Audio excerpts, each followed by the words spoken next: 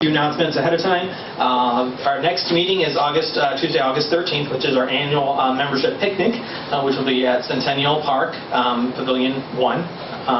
And right now, tentatively, is the Beach Creek Botanical Gardens and Nature Preserve will come and speak to us. September 10th is Kim Jerkovic, who is the curator of Tuscarawas County Historical Society. She'll provide us the history of the Moravia missionaries in the Tuscarawas Valley from 1760 through 1782. She'll trace the development of Schönbrunn Village in Grenade Hutton, along with their other missions, as well as the struggles that they faced with the Native American converts during the Revolutionary War, and then obviously they end with the tragic massacre at Grenade Hutton. So that should be a very interesting topic. October 8th, we'll be revisiting Sleepy Hollow. Chris Hart, who is an actor, will be portraying Ichabod Crane for us, so that should also be a fun evening as well. However, tonight, baseball season, all-star game tonight, so we'll catch the end of it. Tonight's speaker is Leslie Heffy, who happened to be Ohio's 2015 College History Teacher of the Year. She is currently the Associate Chair and Associate Professor of History Department at Kent State Stark University. She has written or edited numerous books and articles on Negro Leagues and women's baseball. She happens to also be a lifelong New York Mets fan. Tonight, however, Leslie will be providing us with a historical overview of the Negro Leagues with emphasis on the key events and figures beyond the well-known names such as Satchel and Josh. So I will go ahead and turn it over to Leslie at this point for us. I told a few people already, I'm glad it filled in because I've discovered this was really a pulpit, which is actually really kind of cool. And when everybody was sitting in the back, I said it felt just like church, and then everybody filled in. So this is a real opportunity. But thanks for coming tonight. I was telling Kevin, we thought about this many months ago when he asked me, and all I thought about was baseball season. It didn't dawn on me that tonight was actually the All-Star game. So I will try to keep an eye on the clock and not keep you from watching the game tonight. But it won't start till like 8:30 anyway, so I think we're pretty safe on that particular score. Did anybody watch the Home Run Derby last night? I saw a few people. Okay. Well, as a Mets fan, I was very happy, of course. Sorry. Because Pete Alonso from the Mets was the victorious winner. And so, yes, I am a lifelong baseball fan. That's always a question everybody wants to ask me right off the bat, because it seems like an odd combination. I never played. That also is usually the question. I didn't even play softball. I am a historian, and I like to read about it, and I like to study it, but I did not play in any significant fashion. My dad was the baseball player, so he played in college and short time in an independent league, so that's where. And I, interestingly, have brothers, and none of them growing up liked baseball, so that's how I ended up liking and dealing with baseball. So what I'm going to talk about tonight, though, is the Negro Leagues, an aspect that some of you, we were talking earlier, have been seeing on the television the last few days because of the emphasis at the All-Star game on diversity and the presence of an exhibit from the Negro Leagues Museum in Kansas City, because the director of the museum, Bob Kendrick, has been up in Cleveland for the last 6 days. So if you've seen that on the news, that is why. So what I want to do is give you a sort of general overview, highlight some things, and then hopefully leave lots of time for you to ask questions, because I could talk for a very long time and you don't want me to. So we will make sure that we leave you some time. When we think about baseball, first of all, it's always an interesting thing to think about where the game started and how the game got started. And there's lots of stories, and the one we always hear, right, is the whole Doubleday myth. That it started in Cooperstown in 1839, hence the reason the Baseball Hall of Fame is there, which is actually not a true story at all, because we know today that Abner Doubleday wasn't even in Cooperstown in the time period that they said. He was already gone. Did he play? Sure, as everybody did back then, right? He played with the boys in the neighborhood and the girls in the neighborhood, because baseball in its early days was played by everybody, girls and boys, even though lots of people don't think that was necessarily true, and its English origins, one of the games that it comes from in England, right, town ball was actually played primarily by girls not boys and men. And so it's got an interesting origin there. And so the Negro Leagues are going to reflect that when we see at one point in the Negro Leagues where there are going to be women playing alongside the men, which has never happened, of course, in Major League Baseball, and only 3 times in the minor league level way back at the turn of the century. And so for baseball, really, it got started primarily because of the Civil War in terms of spreading in this country, and that is also going to be true for black baseball as well. And so when we look back to the origins, there are a variety of places you could start, but I figured this was a good place to start because the name here might ring a bell to some. Octavius Catto is better known as a very early civil rights leader in the country. But he also was a baseball player, and he was treasurer of his baseball team, and they were called the Pythians. Founded immediately after the Civil War in 1866. They attempted to join the National Association of Baseball Players in 1867. I say attempted because it won't surprise you when I tell you. Did they get in? No. Given the time period, even though that's the beginning of Reconstruction, they were not given entrance into that league, and in fact, the rest of the league basically said no for one simple reason, and their answer was they weren't going to allow any team with a single player who had, and this was their words, a single drop of Negro blood. And so therefore they didn't allow the Pythians. What we really believe is probably they didn't want to lose to the Pythians, who were one of the best teams in the Philadelphia area and the surrounding area, way better than almost any team at the time. So what's interesting about that founding and that early team, in addition to Catto playing, Frederick Douglass's son was also on that team. So there were a number of very famous individuals. Catto, unfortunately, was tragically killed in a shootout, and so you can see his fairly early death there. But that one year when they tried to gain entrance into organized baseball, that is the only time, contrary to sometimes what people believe, when it was actually written down that the leagues were going to be, that black players could not play. After that, it simply became what they call a gentleman's agreement, and it was just understood that this was not going to happen. So only for 1 year was it ever actually written down that the 2 races could not play side by side, and that was in 1867, and that's the only time that happened. The Pythians played primarily early on mostly white teams, because there weren't a lot of African American teams. One of their most famous opponents, as teams started to develop, was a team called the Olympics, and in 1869 they played the Olympics close to 30 times and declared themselves the colored champions of the world. And that isn't as impressive as it sounds, because any team could declare themselves anytime they wanted to in the 1860s and 70s the champion of anything, and they did. Because if you read the newspapers, you have this team declaring themselves champion and that team, and just about every week somebody was declaring themselves champions. It was all purely a publicity, right? If you're a champion, everybody wants to play you because they want to beat you. And so they were pretty smart about that early advertising idea. The Pythians stayed in existence through the 1880s when there was an attempt in 1887 to actually try to create a separate league, and it was simply known as the Negro Colored League. And I say try because they put together 8 teams that were going to join. They put together a schedule, and they never actually played a game before it folded. Because if you think about the time period, trying to find a stadium, trying to find places to travel, etc., made it almost impossible. And so that was the first attempt to try to create a separate league to give the players from the African American community a chance to play.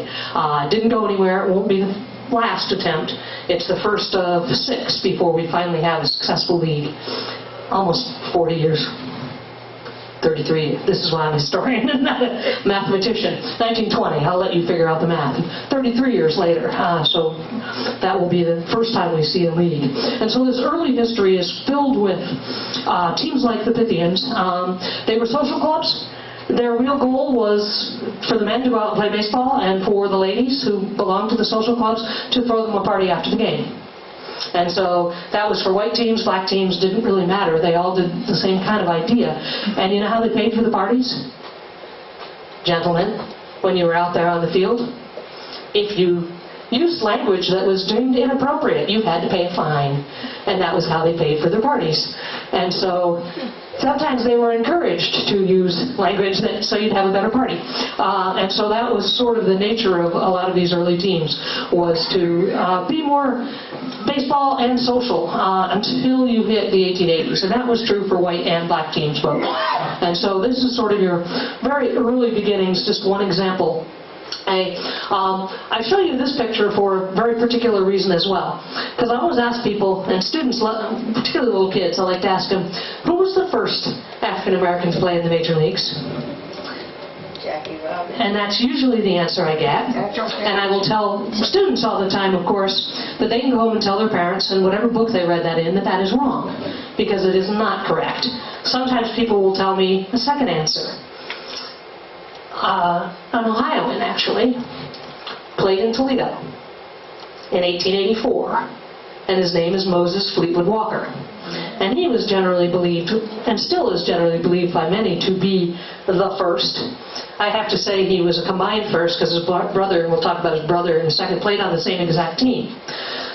And so if you go up to Toledo, you will see a monument up there to Moses Fleetwood Walker, appropriately, as the first African American to play in the major leagues, 1884. Well, for a long time we thought that was true. But this particular picture here paints a different picture. And if you look at the Providence graves, and this is in 1879, so you will maybe not guess that there was an African American player on that team.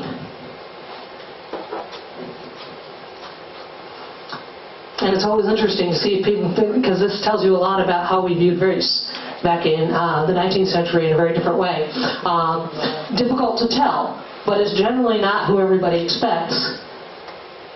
But this is your African American player on the team, directly here. I usually get a variety of other answers from some of the other players.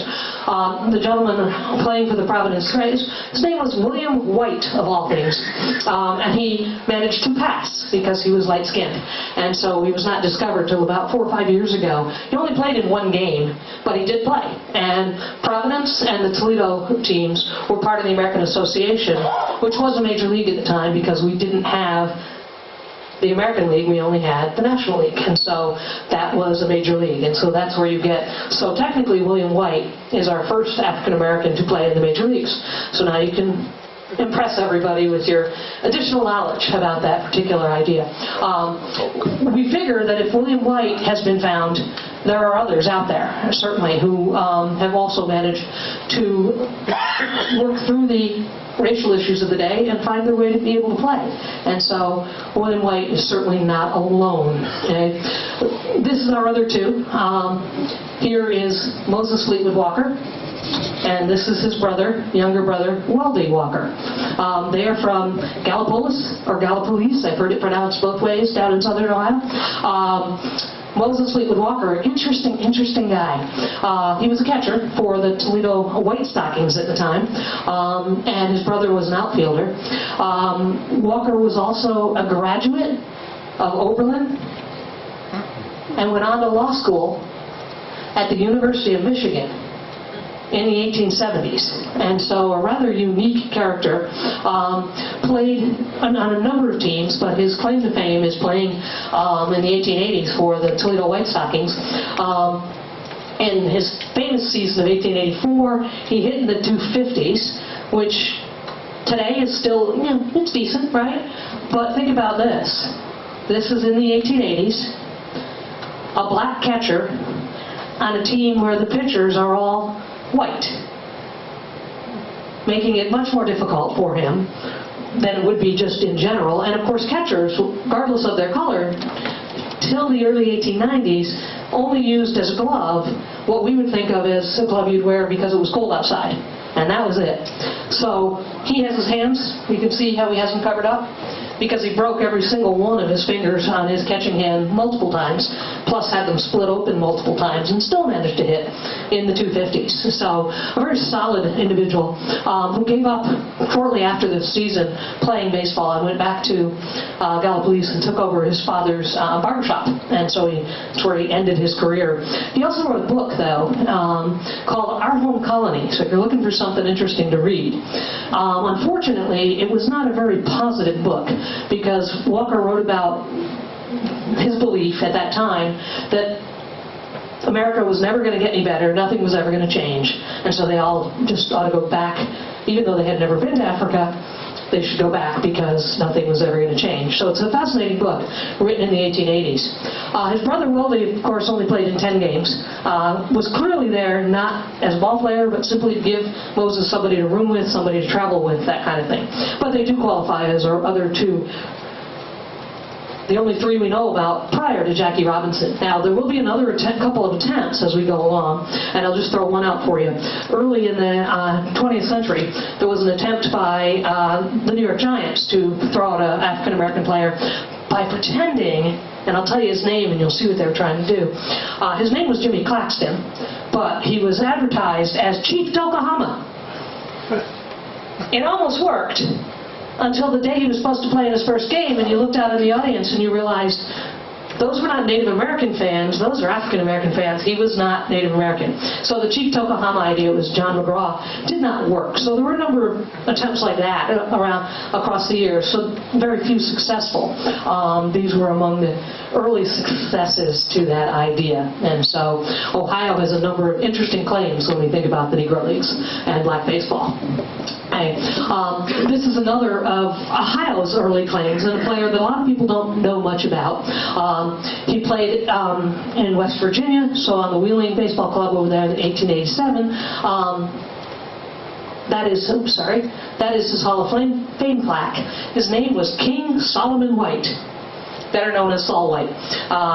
But Saul White was a baseball player, manager, historian, and writer from Ohio as well, Bel Air, Ohio.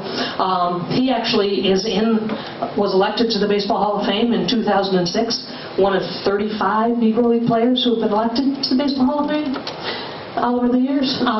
White was elected for one very particular reason.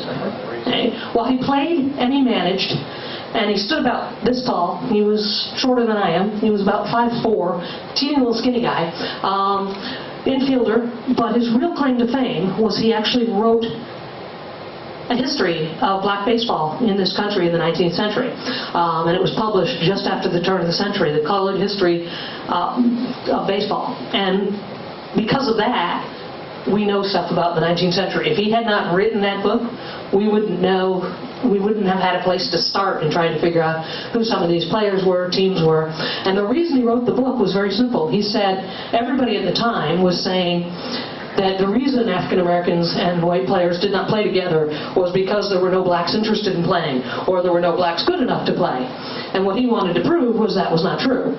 And so in his book, what he put together was a history of over 80 baseball teams and well over almost 300 African American players who were playing in the late 19th century, mostly on a combination of either white teams or fully black teams. So there were a lot of integrated teams in the 19th century. So really, when we think about Jackie Robinson, the truer statement would be to say he reintegrated baseball, because in the 19th century there was a lot of integration going on, particularly at the minor league level and in the independent games. And so Saul White gave us that early history, and so we know about it because of him. And so we, as historians, we like him a lot because of that particular idea. This was his most famous team. They were called the Page Fence Giants. Out of Adrian, Michigan was where they called home. And Saul White was the manager of the team. Adrian, Michigan was a tourist kind of community, and so the baseball team was created to entertain people who came up there to visit in the summertime, things like that. But what was unique about the Page Fence Giants is two things, and you can probably guess one of them just by looking at the picture. What do you see besides the ball players? Think about the name of the team. Okay. Yes. And of course, most places where you went to play had no fencing, so they actually carried their own fence with them all the time. And of course, they could roll it out and then put an advertisement for the company, which is why they were willing to sponsor the team. They were pretty smart about that idea. And so the Page Fence Company sponsored the team, and so they had their own unique, and of course, if you had your own fencing to put up, that meant you were guaranteed to make money. Because the fence wasn't really meant to hit the ball over for home runs. What was the fence meant for? So that you could charge people tickets to come in, so that they had to pass. And so the fencing was very, very important. And of course, that's how the Page Fence Company made its money back. Now, in addition to that, the other unique thing about this team, this is in the 1890s, they managed to travel around the country in a way that nobody else could. The Page Fence Company also bought them their own railroad car, so that they didn't have to worry about how they would be able to travel around the country. And again, it was a very smart move by the Page Fence Company, because what did they put on the outside of the railroad car? The Page Fence Company. So it was advertisement everywhere they went. And so the Page Fence Company, from the early 1890s to the end of the 1890s, were one of the most well-traveled black or white teams in the country because of that. And very, very well respected. Took on pretty much anybody that would, this is the beginning of what eventually becomes the idea of barnstorming, where you just travel wherever and play whatever opponent is out there, doesn't matter who it is. And so the Page Fence Giants were certainly an early beginning of that, but that was what made them rather unique in their day. Okay? They're not the first fully African-American team. That came about 6 years earlier, in the end of the 1880s, with a team out of Long Island, New York. They played in Babylon, and they were known as the Cuban Giants. There was nothing Cuban about them, and there was nothing giant about them. They chose those names for very particular reasons. Most popular sports name of the day was to call any team something Giants. So you just picked that, and that automatically gave you some publicity. Also made everybody think there was the potential the team was white. But just in case people were worried about that, they chose to use the name Cuban because people were much more willing to come out and see Cuban ball players than they were black ball players. So they actually played out on the field. You ever grow up having little brothers and sisters or friends in school and you made up your own language? Well, that's what they did. They talked basically gibberish on the field, so people would think they really were Cuban and they were speaking Spanish, so that people would come and see them play. Wasn't true, but that was their effort to try to do that. Consequently, as we move forward through the history of black baseball, there are many Cuban Giant teams that follow this one. And so you get really confused when you're like, wait, there was a team in the 1890s, there's one in the 1890s, and they're all different. And that was why, because it was a potential that somebody reading about it either let themselves be fooled or was sincerely fooled into thinking that they were coming to see something other than what they were going to see playing baseball. So rather ingenious move on their part. Okay? And this is the most recent book written about, came out last year on the Page Fence Giants. The premier player right there in the picture is Bud Fowler, who was the first fully professional African-American player paid to start playing in 1872, and that is their railroad car. And so you can see on the front that it's got the name of the team, but they were able to travel in some style. And this is right before Plessy versus Ferguson, which came out right in the 1890s as well. And Plessy versus Ferguson was aimed at specifically railroad cars. It came to be used for everything, right? The separate but equal idea. But in actuality, it only referred to railroad cars when it first came out. And so this is why they needed their own railroad car. And so think about it later. Rosa Parks, right, the bus idea. Well, Rosa Parks, of course, wasn't the first one to have issues with her seat on the bus. Jackie Robinson was. Jackie Robinson got court-martialed in the military for not giving up his seat on a bus. About 10 years earlier than Rosa Parks almost. And so this issue with travel, always a concern for the players. As we sort of move forward in looking at, we run into a number of interesting figures, and I throw this group up here because I talked about an earlier attempt of the league, and I told you there were a bunch of other attempts. This whole group was all involved in trying to establish a Negro League in 1898, 1905, and 1910. 1910 was the closest it came to a success with these two individuals coming out of Chicago. We have Beauregard Mosley, who was a local politician, and Frank Leland, who ended up owning the Leland American Giants, who eventually became the Chicago American Giants over on this side. The Leland Giants were probably the premier team in the Midwest.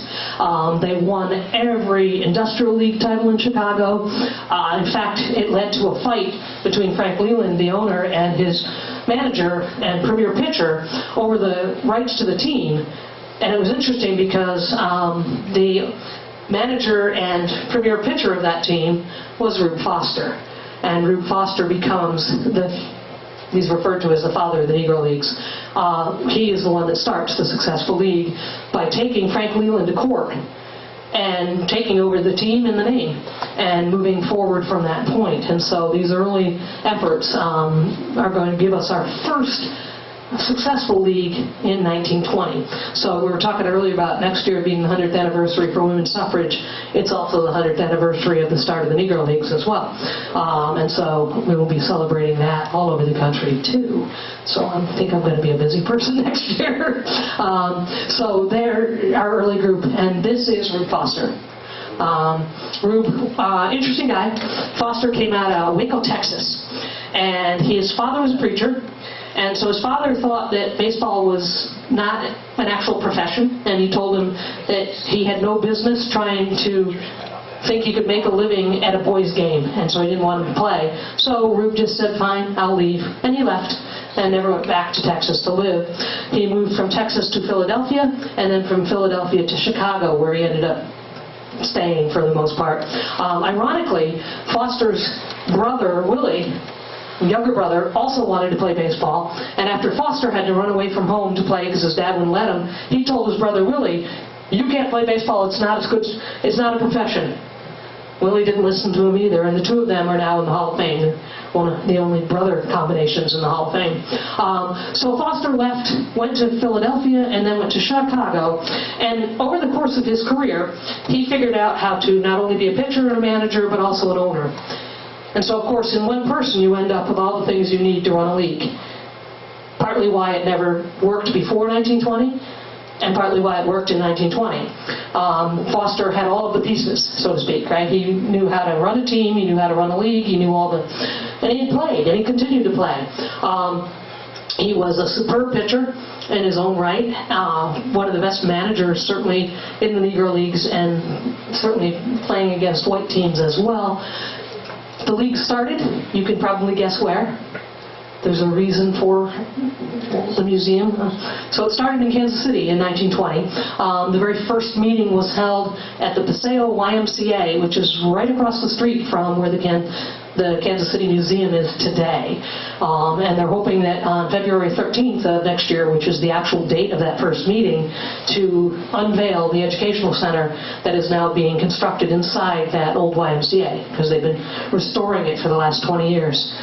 With a plan to open it on February 13th, so we'll see. We'll see if that actually happens, but if not, it'll be November of next year, because that's the other big meeting of that first year. So Foster was able to bring together 8 teams in that first league, and they were all from the Midwest. You had a Cuban team, you had 2 Chicago teams, you had a Detroit team, had a St. Louis team, and then you had a team from Ohio coming out of Dayton, known as the Dayton Marcos. Probably the Negro League team we know the least about, interestingly. Now, there's one more.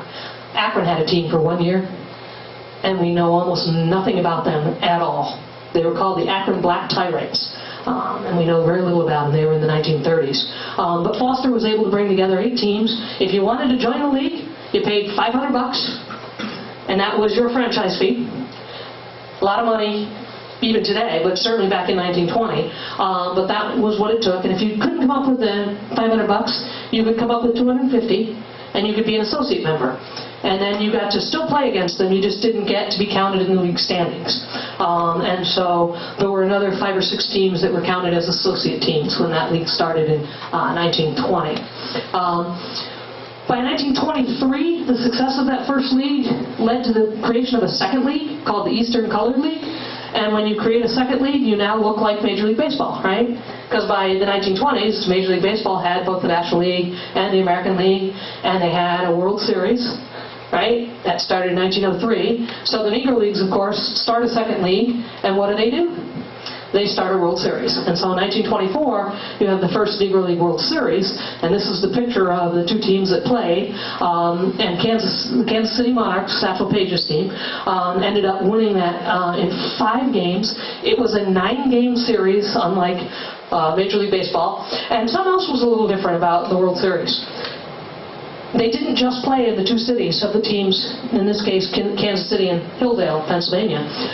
They played a game in every one of the cities where a Negro League team was, so that the teams could all share in the profits from the games, which was a very wise thing to do. And so when you line them up, that was a little bit of a different idea. The leading player on the 2 teams at the time was Jose Mendez. Jose Mendez, also in the Hall of Fame now, Cuban pitcher who came up and pitched for the Kansas City Monarchs prior to Satchel Paige. He was kind of one of the 2 stars of the Kansas City Monarchs. And of those 5 games that they won, he won 4 of them. And so he was clearly the leading star of that particular team. And of course, that's Rube Foster out here in the middle of, with 3 of the other owners. Foster will remain the president of the league through the 1920s. So he not only owned the Chicago American Giants, he was the premier booking agent for all the teams, and he was president of the league. Anybody see a problem?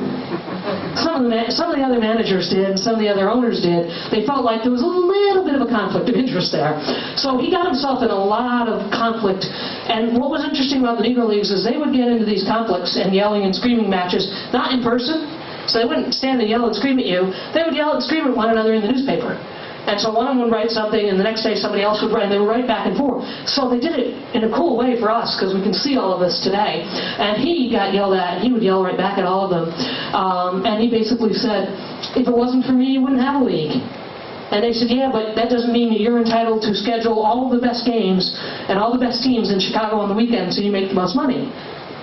Which is what he was doing, which is actually what led to the second league in the first place, because Nat Strong of New York got really mad at him and said, heck with this, we're going to go make our own league because you're making us travel all the time, so we have to pay all the money. So they created it. The second league was created on the East Coast. So you have a Midwest league with all African American owners except for 1, and an East Coast league, all white owners except for 1. It was a very interesting mix. The only white owner of the teams in Foster's league was J.L. Wilkinson of the Kansas City Monarchs. Wilkinson was he owned a pool hall and a number of other local businesses, highly respected within the African American community. But one really weird thing about his team, while he was the owner, and he was the owner from 1920 through the mid-1940s, so he was there with Satchel and bought Satchel his own plane so that Satchel could travel in style. But the team manager and then the traveling secretary had a rather unique history. This is going to really surprise you. Did me. Quincy Gilmore was one of the individuals involved, and the other, Tom Baird, turns out to have been, if you had actual cards, so I'll just say this facetiously, a card-carrying member of the Ku Klux Klan, owning a black baseball team. Really, really, really odd, bizarre thing. And the history behind all of that is a story all in itself, but it is an interesting aspect of that team. You're wearing the Crawford shirt, and of course the Crawfords the Pittsburgh Crawfords were one of the most well-known teams of the Negro Leagues, in particular because of one primary player. We talk about Satchel Paige, the other one we always talk about is Josh Gibson. And of course Gibson was the catcher. Gibson was the big home run hitter. Hit the ball a country mile, as they say. He's the one that supposedly, and we say supposedly because there's no actual honest-to-goodness proof, we just have lots of people saying it, hit a ball completely out of Yankee Stadium. I'm the only person to do that, and this is Babe Ruth's Yankee Stadium, right? Whether he actually did it or not is questionable, but given how far we do know some of his home runs, it wouldn't surprise us. And so Gibson was the premier player of his day on the batting side. lot quieter, very different personality from Satchel, so you don't necessarily, except for the home run side of things. He also died at 35, so he unfortunately never got a chance to play in the majors because he died just as Jackie was integrating Major League Baseball. So the Crawfords were sort of known in the 1930s as kind of the equivalent to the Yankees and Murderers Row. They had the same sort of idea for the Pittsburgh Crawfords. And so one of 3 teams that played in and around the Pittsburgh area, African-American teams, because of the Great Migration and the number of African-Americans coming. So Pittsburgh and Chicago were really the centerpieces of much of that. And there, of course, is our most premier player of the Negro Leagues, probably the one everybody knows the most about, particularly in Ohio. This is Satchel Paige. Paige, of course, was considered, and is still considered, depending on who you ask, one of, if not the premier pitcher of all of baseball. White, black, it doesn't matter. Satchel was quite a character. I mentioned that he had his own plane. That only lasted, well, Satchel was actually his own pilot until he crashed the plane. And then Wilkinson said, no more. My son will fly you wherever you want to go because you're way too valuable to crash a plane and I can't risk losing you.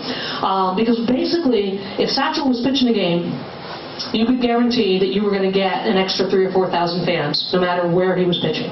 And so Satchel actually spent most of his career pitching for one team in the morning, another team in the afternoon, another team the next day.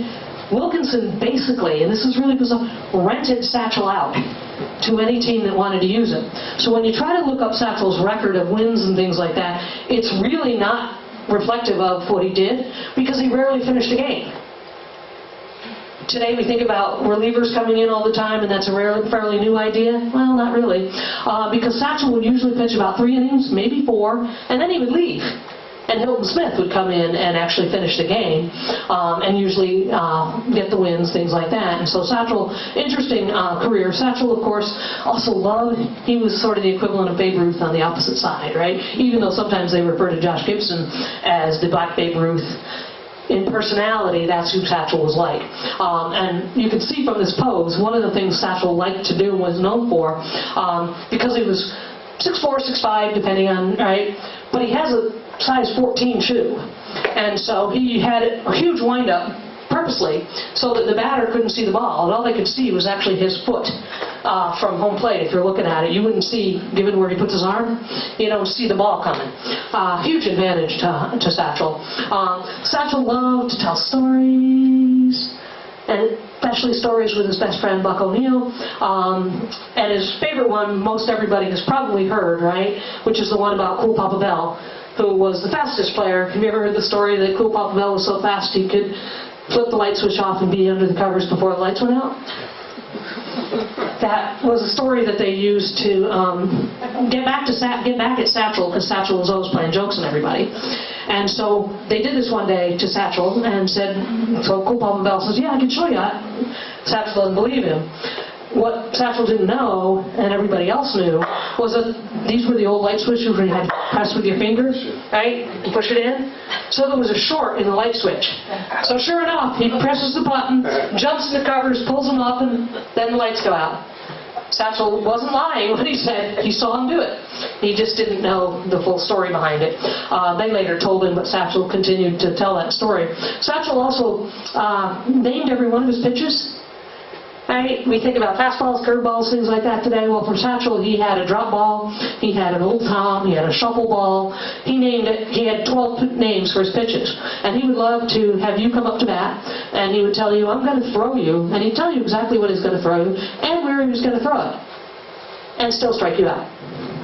He once was pitching in a World Series game, and he had one batter on, nobody out.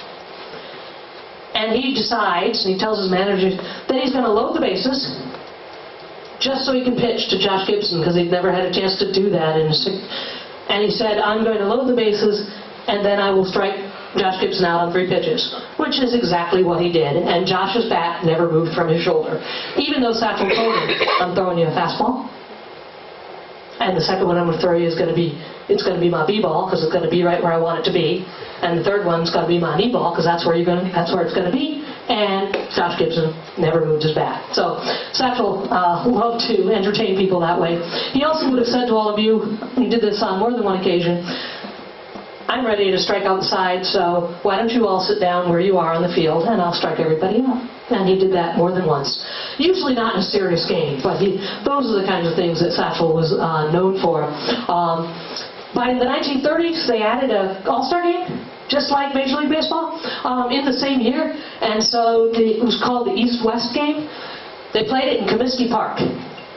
And for 20 years, they outdrew Major League Baseball's all-star game every single year. One of the years they had 56,000 fans. Almost all white, but a good mix. So one of the excuses that was always given for not integrating was that they won't draw the fans, there'll be problems in the stands. Well, clearly that was not true, and this is just one example of that idea. These are just a few artifacts from the various games. My favorite player in the Negro Leagues is a guy by the name of George Mule Suttles. They said when he swung a bat, he liked to kick back like a mule, so they called him Mule. He hit the first home run in the very first All-Star game to win that game for the eastern side. He played for the Newark Eagles. So there's Josh Gibson. This is Leon Day. Played for the Baltimore Giants. These are all members of the Hall of Fame, names you might not hear about. I was mentioning to you earlier Hilton Smith, who would come in after Satchel. That's Hilton Smith. This is probably the most interesting player of all. His name is Martin Dihigo. Came up from Cuba to play. Is the only man today in the Hall of Fame of 6 different countries. Played every single position and was an all-star at every single one of them. So when you want to say, it makes you really, when you start to see some of the quality of these ball players, it makes you say, man, if things had been different, the record books would look really different in baseball prior to 1945, because these guys, we also know we have records of games between Negro League teams and Major League All-Star teams, 527 games that we have found record of. Anybody want to hazard a guess what percentage of those the Negro League teams won? I heard somebody say 60. It's higher than that. 80. It's close. It's about 78% of them. So, yeah, when we're talking about the quality of play, there's not a whole lot of question about it. This is John Henry Poploy, played for Hilldale and Atlantic City. This is Oscar Charleston, come back to him in a second, and that's George Mule Suttles, the guy I was telling you about. Biggest bat of anybody that ever played. They have it at the Louisville Slugger Museum, because there were 2 bats made in the Negro Leagues by the same company that made Major League bats, and his was one of them. It's very cool. I could barely lift it up. It was 56 ounces. Instead of the typical 32 or 36. It looked more like a tree trunk, they would say. Oscar Charleston, on the far side over here, was like Dihigo. Some people consider him maybe the best player ever. 8-position All-Star. Had a career that extended from 1916 to 1949. And he was still playing at 1949, though he was managing as well. The number of Hall of Famers that he's responsible for, etc., is pretty amazing. Again, from Indianapolis, a name that most people have never heard of. And there, of course, is our friend Jackie, first to integrate the major leagues in the 20th century with the Dodgers in 1947. And, of course, came out of the Kansas City Monarchs. And the players will all tell you, Jackie's worst sport was baseball. He lettered in 5, and baseball was his worst when he was in college. So you can imagine what he was like as a football player, basketball player, track and field, and tennis, or his other primary sports. Okay. Of course, for Cleveland, shortly after Jackie Robinson, you have Larry Doby as the first in the American League, as he came in just a couple of weeks. People don't realize how quickly he came in after Jackie. And so he played for Cleveland, and then the following year, of course, Satchel Paige made his Major League debut. And the big debate with Satchel was, how old was he exactly? Because he just had his birthday supposedly officially on Saturday, right? And that would have, so supposedly when he came in, he was 42. We say supposedly because there's a very good likelihood he was probably 48, 49, somewhere in that range. And he, of course, was Rookie of the Year his first year in the major leagues. That one is just amazing to me. It tells you that obviously none of the rest of that counted at that point. So Larry Doby, Satchel Paige, Jackie Robinson all helped to integrate Major League Baseball.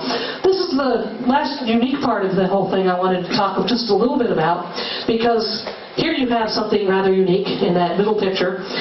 This is Abe Manley and his wife Effa, and the team that they owned together were the Newark Eagles. And the Newark Eagles were a World Series winner in the 1940s and 1945, right before the Cleveland Buckeyes, of course, won the Negro League World Series in 1948. Sadly, to this point, the last Cleveland team to win a World Series, because they won it after the Indians did. But Effa not only owned the team with her husband, but she was also secretary of the Negro National League for a number of years.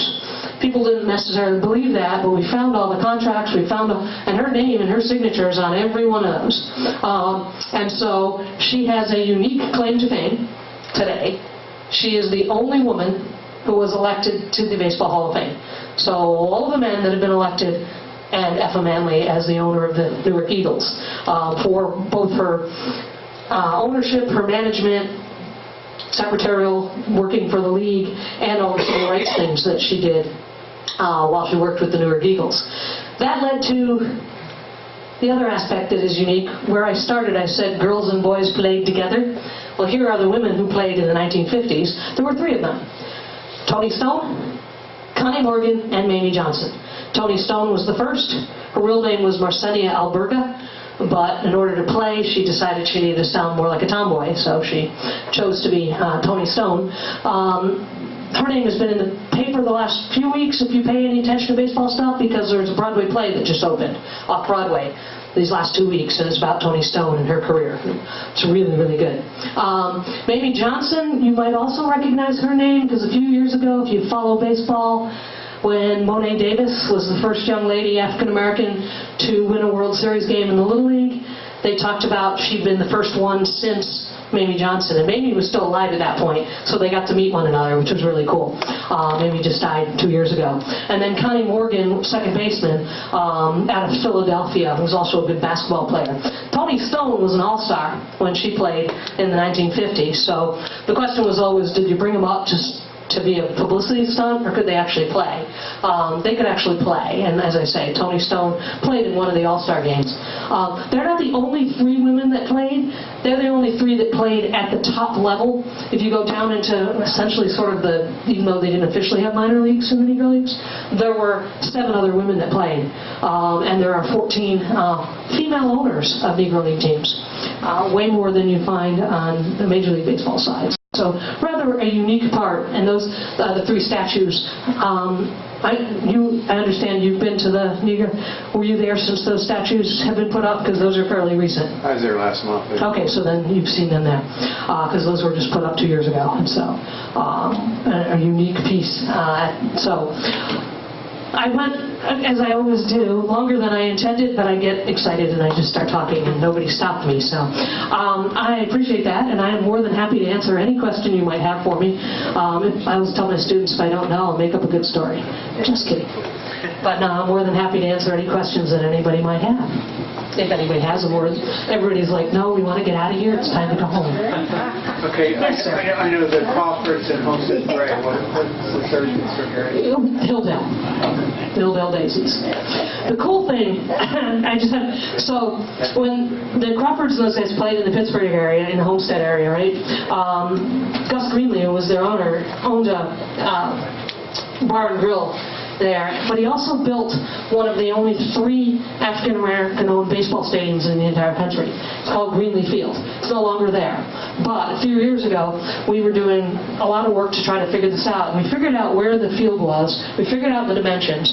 So we went there one day. So just picture this. We have a conference every year. We took a busload of people up there into one of the very African-American neighborhoods up. And this was probably 8 or 10 years ago. bus of entirely white people pull up into this neighborhood and all get out. And as you can imagine, everybody came out wondering why we were there. Well, we were there because we had figured out where home plate used to be in the pitching mound. And so what we had figured out was that the pitching mound was inside this lady's house. So we went and knocked on the door, and she actually let us in so that we could show her where the pitching mound was in her kitchen. It was awesome. And it was rather bizarre, but it was pretty cool. So that was our experience up there in Homestead. She marked it everything on the floor. I don't know if she kept it, but at least to make us happy, she marked it with tape on the floor, probably just to get us out of her house. What other questions that anybody has? Sure. If anyone wants any further information, this is the card that I have over there, which will have the email and everything else. Oh yeah, that's the current. And as I said, Bob Kendrick is he's the director of the museum. He's up in Cleveland right now. But if anybody wants to get in touch with him too, I can put you in touch with Ray and Bob as well. But here's the other card for Corinne. It's a cool place if you've never been. It's an interesting, and it gives you a good long history. And they have, one of the coolest things they have there is their Field of Dreams, essentially, which is putting one of the Hall of Fame ball players at a different position, even though over half of them are not on the field in the position they played at, but it was because of the way they had to find somebody and so they made choices. So, for example, they put Cool Papa Bell in the wrong place. They put Leon Day, pitcher, who played actually almost as many games in the outfield. They put him in the outfield. Most Negro League teams only had 14 players on the team, so you can see where everybody had to play multiple positions. What was their pay scale? It varied dramatically depending on time period and position, but for the most part, you could say the average was anywhere from about the low of about 200 all the way up to about 550 a month, depending on who the player was and the time period. Satchel claims, and if you look at some of his contracts that we have, he's probably accurate that he took a pay cut to go into Major League Baseball at the time. But he would be unique in that most Negro League players were probably making in the $250, $275 range, which was very, very typical of most white ball players at the time as well, but made them very highly paid within the African American community. And so part of the reason they were looked up to so much as role model was because of that kind of status that they had within the African American community. Did their salary have a lot to do with ticket sales? Actually getting the money, yes. What their contract said had nothing, but that was one of the problems some of the Negro League teams had. It's been highly exaggerated. It's not as bad. For example, Monty Irvin used to say that the 5 years that he played for Ethel Manley on the Newark Eagles, she never missed a paycheck for any of her team in 5 years.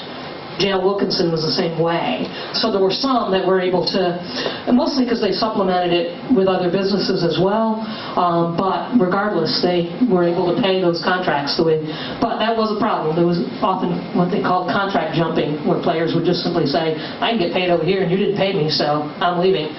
They did it all the time. It was a bit of a problem. They only got paid during the season, correct? That would be correct. So most of them, I would say if you look at the 700, 800 main ball players, probably about 70 to 80% of them would continue to play then in the rest of the year, either out in California or down in Cuba and the Dominican Republic and Venezuela. About another 10 to 20% of them took on other jobs but most of them continued to play ball, and their favorite place to go was Latin America. They all talked, in fact, some of them went down in the wintertime and then didn't come back for a whole year because it was so much better there. They didn't get treated the way they did here in the United States, and so they would talk about, Willie Wells once said, shortstop for the Kansas City Monarchs, that it was the first place he'd ever gone where he actually felt like a true human being because he got treated like a man and not like, well, he said, not like a dog. And so he loved playing down in Venezuela and the Dominican Republic, and he didn't really want to come back except for his family. And so that's how a lot of them were able to make a living out of the whole thing, by playing the rest of the year. And by the 1940s, we had California to that, because California had its own winter league that was integrated pretty regularly.